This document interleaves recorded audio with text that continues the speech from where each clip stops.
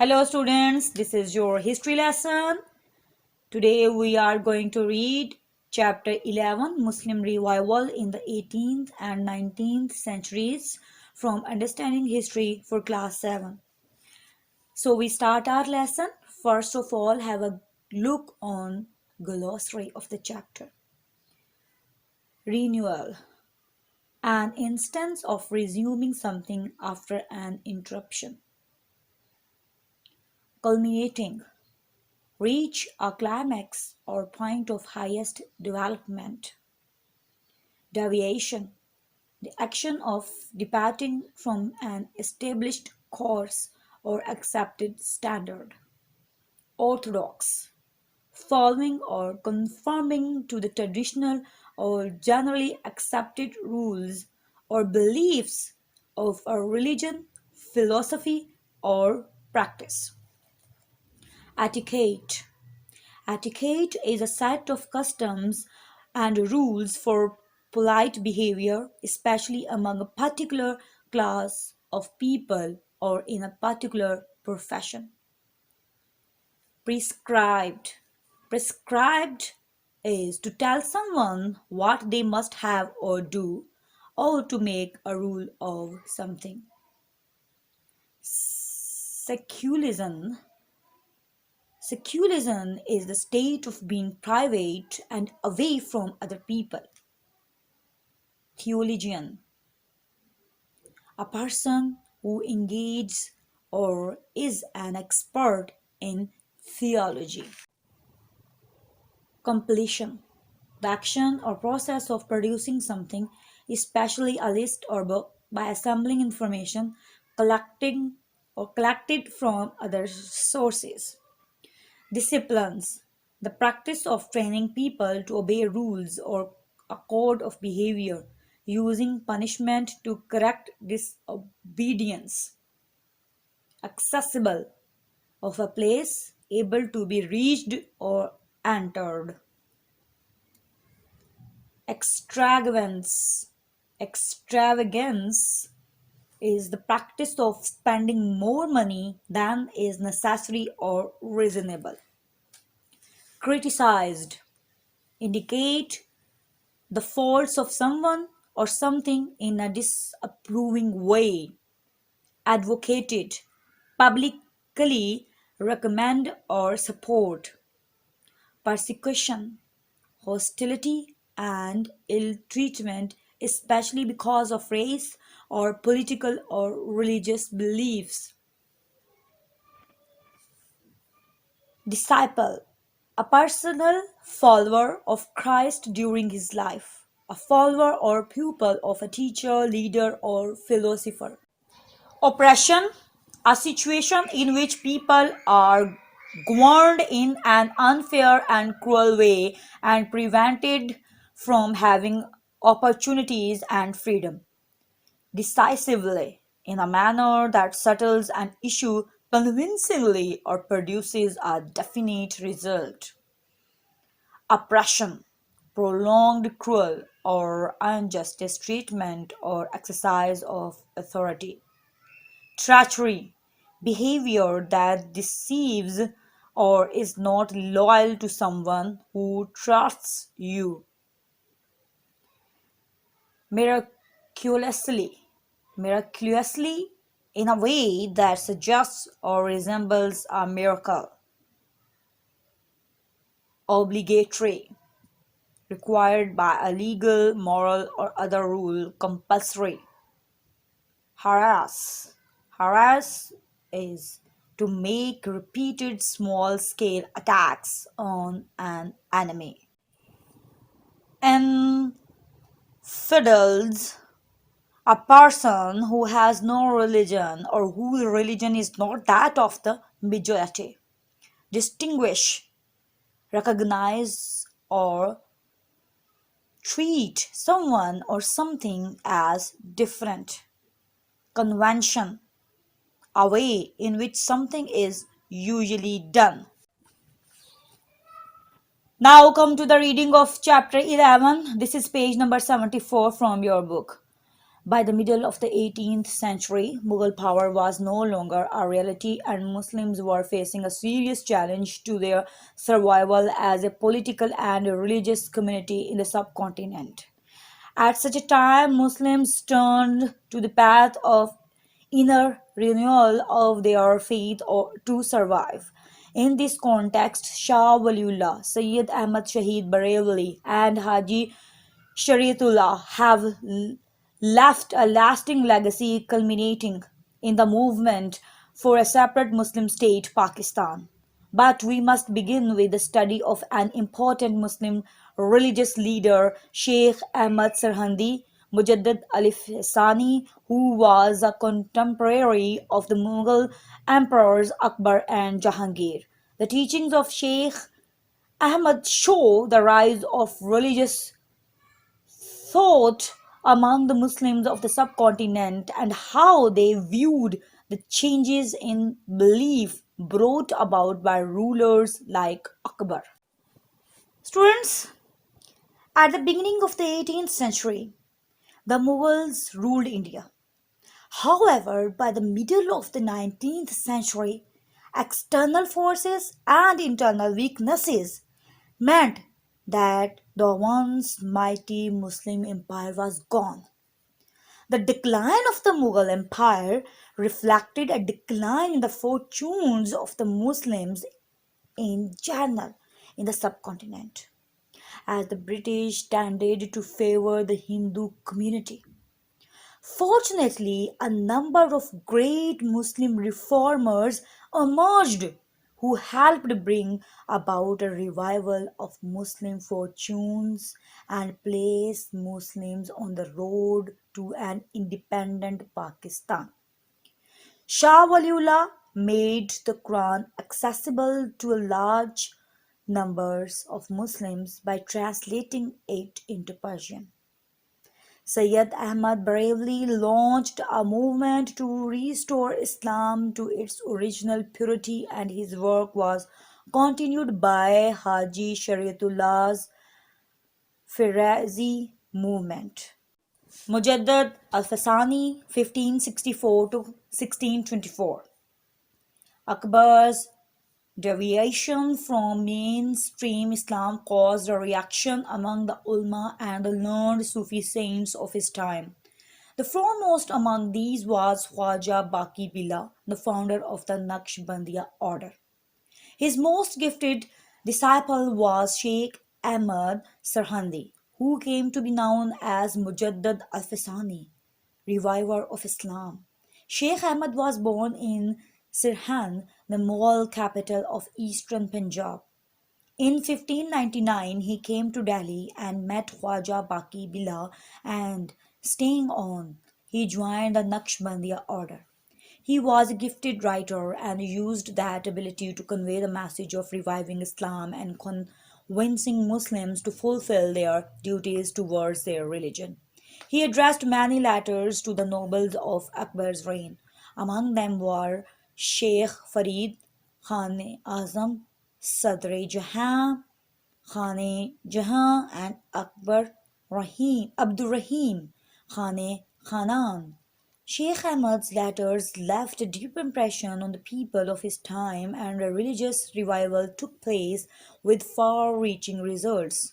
In time, Aurangzeb's return to Orthodox Islam can be traced back to Sheikh Ahmad's efforts. During Jahangir's reign, Sheikh Ahmad was called to the Mughal court for an explanation of his beliefs. According to the etiquette prescribed by Akbar for anyone coming into the royal presence, he had to bow in sajda before Jahangir. Sheikh Ahmad refused to bow before a human being, as he said that the sajda was only for Allah. Jahangir imprisoned him in Gwalior jail for this disobedience, but he was released after a year. For 3 years he stayed in Jahangir's camp, and the later came to hold the sheikh in great esteem. After the conquest of Kangra, Sheikh Ahmad returned to Sirhind with the emperor's permission. He lived in secularism during charitable work and devoting himself to prayer till his death in December 1624. Mujaddid al-Fistani's influence in the revival of Islam can be compared to that of Shah Waliullah and Imam Iqbal in later times. Students, the first of the great reformers, Sheikh Ahmad Sarhandi al-Faruqi and Naqshbandi, was born in Sirhind on June 26, 1564. He belonged to a devout Muslim family that claimed descent from Hazrat Umar Farooq Raziyallahu Ta'ala anhu. His father Sheikh Abdul Ahad was a well-known Sufi of his times. Sheikh Ahmad received his basic education at home. His initial instructions in the Holy Quran, Hadith, and theology were rendered in Sirhind and Sialkot. Later, he devoted most of his time to the study of Hadith, Tafsir, and philosophy. He worked for some time in Lahore as well, but the greater part of his life was spent in Sirhind, where he was to become the champion of Islamic values. It was not until he was 36 years old that he went to Delhi and joined the Naqshbandiya Silsila under the discipleship of Khwaja Baqi Billah. Shah Waliullah 1703 to 1762. Shah Waliullah was born 4 years before the death of Aurangzeb. His father Shah Abdurrahim was a theologian and interested in the Muqalat mental sciences. He had assisted in the compilation of the Fatwa al-Alamgiri, the code of Islamic law prepared at the court of Aurangzeb. Shah Waliullah was educated in his father's Madrasa Rahimiyya in the disciplines of tafsir, interpretation and explanation of religious texts, hadith, the traditions and sayings of the Holy Prophet, peace be upon him, mental sciences, and also logic and philosophy. Shah Waliullah saw the political decline of the Mughals and responded to that by a call to religion and the teachings of the Quran. He felt that the Muslims had moved away from the teachings of the Quran and lacked understanding, so he translated it into Persian, the official language of the Mughal Empire. Understanding and then practicing the message of the Quran would thus be accessible and easy for the people to follow. His sons later translated the Quran into Urdu as well. He also wrote 54 books on different aspects of Islam and tried to unify the different Muslim sects to make the Muslim community stronger. His book Hijatul Balagha, Hijatul Baligha refers to the religious, moral, social, and economic causes of the decline of the Muslims in Hindustan. In dealing with these issues, Shah Waliullah pointed out the social evils that Muslims had adopted from the Hindus, such as the ban on marriages, remarriage of widows, and the extravagance displayed at births and marriages. All of these were alien to Islam. He criticized the luxury of the Muslim upper classes and advocated Islamic social justice, a higher moral code, and simplicity and austerity that had characterized the days of the Prophet Muhammad, peace be upon him. In the area of political power, he invented Ahmad Shah Abdali to come and save the Muslim nation from its enemies and defeat the growing power of the Marathas. Ahmad Shah Abdali fought and defeated the Marathas in the Third Battle of Panipat in 1761, but he was unable to set up a government in Hindustan. Students, Shah Waliullah was born on 21st February 1703 during the reign of Emperor Aurangzeb Alamgir. His real name was Qutbuddin, but he later became known as Shah Waliullah because of his piety. His father was Shah Abdul Rahim, who founded the Madrasa Rahimiyya in Delhi. When his father died in 1718, Shah Waliullah began teaching at the madrasa. In 1724, Shah Waliullah went to Arabia to perform Hajj and to further his studies. He studied under the famous scholar of Sheikh Abu Tahir bin Ibrahim before returning to Delhi in 1732. Students, he believed that many of the problems of the Muslims resulted from their incomplete knowledge of the Quran and about Islam in general. And it was necessary that Quranic teachings become more accessible to the people. All political, social, and economic behavior should be based on Islamic principles. Shah Waliullah wanted Muslims to concentrate on the fundamental principles of Islam, believing that this would create a more united community. So it was essential to follow the moral and spiritual principles of Islam in order to create a good society. Un-Islamic principles were not acceptable in any area of society, whether politics, economics, or just the day to day lives of the individual Muslims. So, students, Shah Waliullah worked hard to ensure that he was a role model for other Muslims. His deep understanding of the Quran, Hadith, Fiqh, and Tasawwuf made him a highly knowledgeable scholar at an early age. Sayyid Ahmad Shahid Barelvi, 1786 to 1831. Shah Waliullah's influence extended to the whole of the subcontinent and managed to give guidance to other reformers who followed him. These devoted followers taught and trained a large body of men who took their learning to all parts of the subcontinent. One of these was Sayyid Ahmad Shahid, who was a disciple of Shah Abdul Aziz, Shah Waliullah's son, who organized an armed struggle against the persecution of Muslims under Sikh rule in Punjab. About the same time, a revival of Islam took place in Bengal under Haji Shariatullah.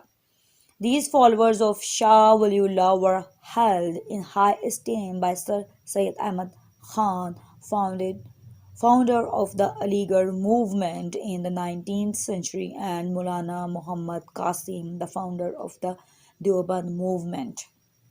Syed Ahmad from Bareilly, Bareilly in northern India, had attended Shah Waliullah's seminary in Delhi and followed his teachings.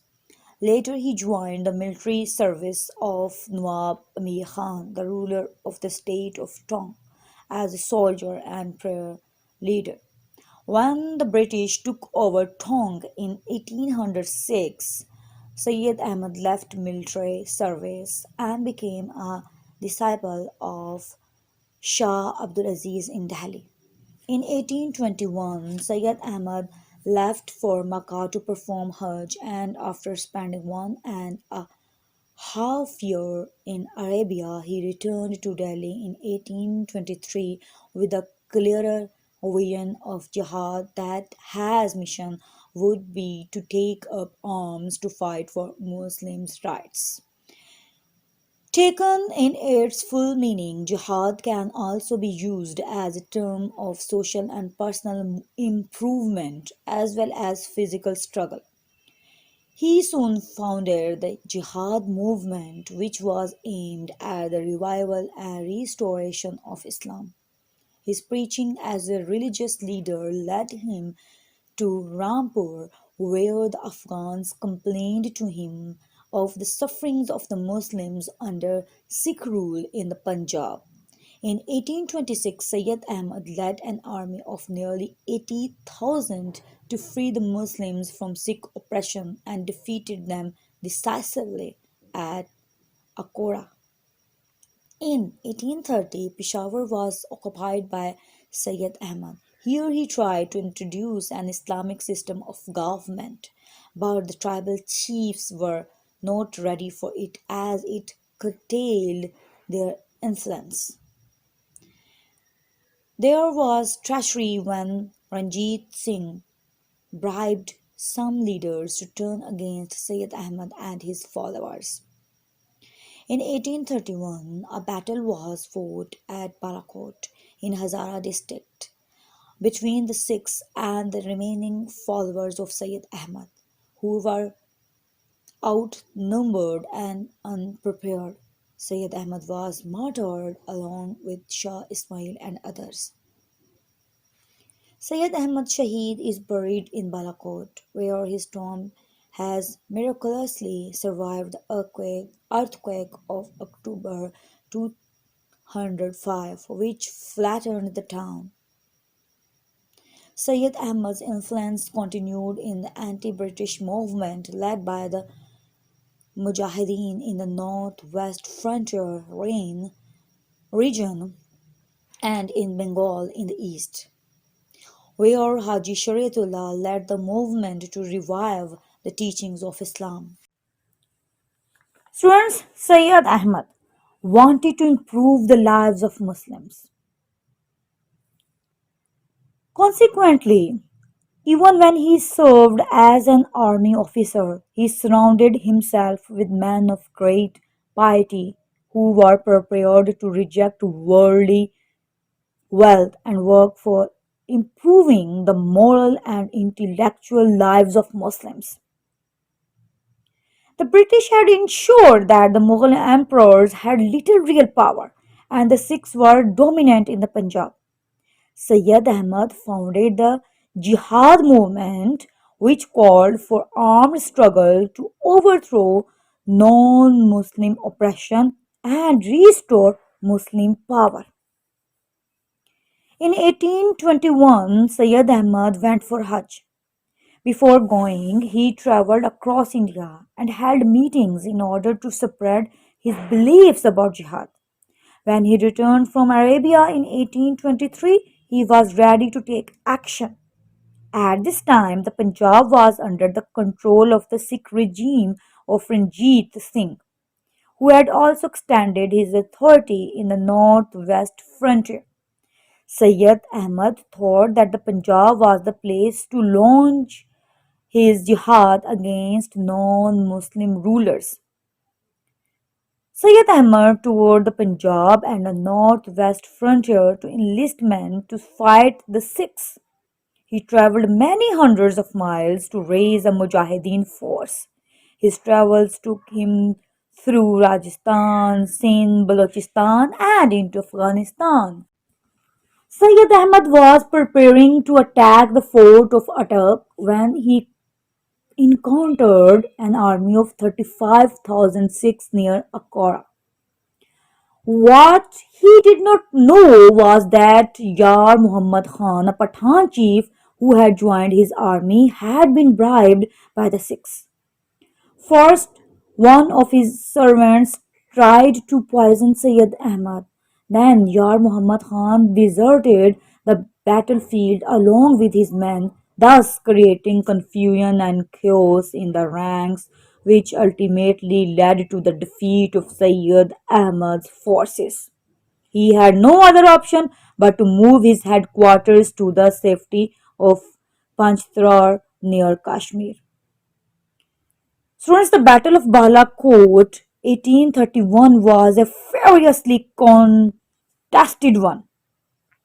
Though the Mujahideen had been taken by surprise by a much larger Sikh army, They fought bravely but were heavily outnumbered and unable to resist the Sikhs. 600 Mujahideen soldiers were killed, including Sayyid Ahmad and his commander Shah Ismail. Haji Shariatullah 1781 to 1840. Haji Shariatullah was born in the Faridpur district of Bengal and received his early education at Kolkata and Murshidabad. He had spent many years in Arabia too and was influenced by the teaching of Sheikh Abdul Wahab, who believed in following the basic principles of Islam. On his return, he founded the Farisi movement. He lived a pious and exemplary life and sincerely worked for the spiritual revival of the Muslims of Bengal till his death in 1840. Haji Shariatullah mostly worked among the oppressed peasants of Bengal and taught them to give up the Hindu practices that had come into their daily lives. He insisted that the phrase or obligatory practices of the Muslims should be followed, thus regaining the communal strength of Islam. The Hindu landlords did not like this burning of the Muslim peasantry as one and started to harass Haji Sharatullah in law cases.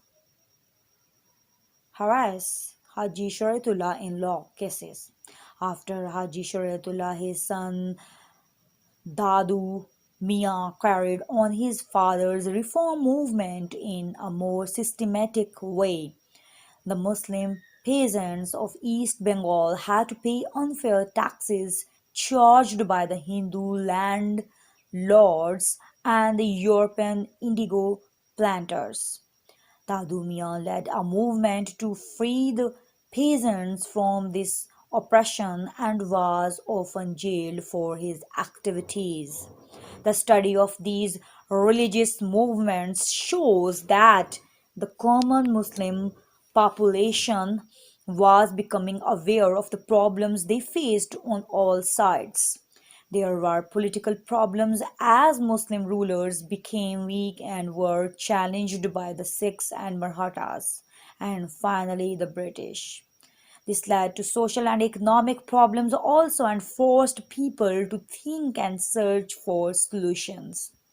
The roots of the Pakistan movement are often traced to the two nation theory of Sir Syed Ahmad Khan, which held that Hindus and Muslims were two separate peoples and should have their own governments. Syed Ahmad Brailwi and the Farisi movement had also stirred feelings of a distinct Muslim identity. Shah Waliullah in his letter to Ahmad Shah Abdali went so far as to say if God forbid domination by the infidels continues, Muslims will forget Islam and within a short time become such a nation that there will be nothing left to distinguish them from non-Muslims. When Allama Iqbal addressed the All India Muslim League convention at Allahabad in 1930, he said, "One lesson I have learned from the history of the Muslim is that at critical movements in their history, it is Islam that has saved the Muslims and not vice versa." Students, Haji Shariatullah was born in 1781 in Faridpur district in East Bengal. His father was a farmer and his family was not very well off. In 1799, he traveled to Arabia on pilgrimage and stayed there for the next 19 years. He became greatly influenced by the beliefs of Sheikh Muhammad Abdul Wahab. On his return to East Bengal, he started his own reform movement designed to purify Islam of the Hindu influences. Haji Shariatullah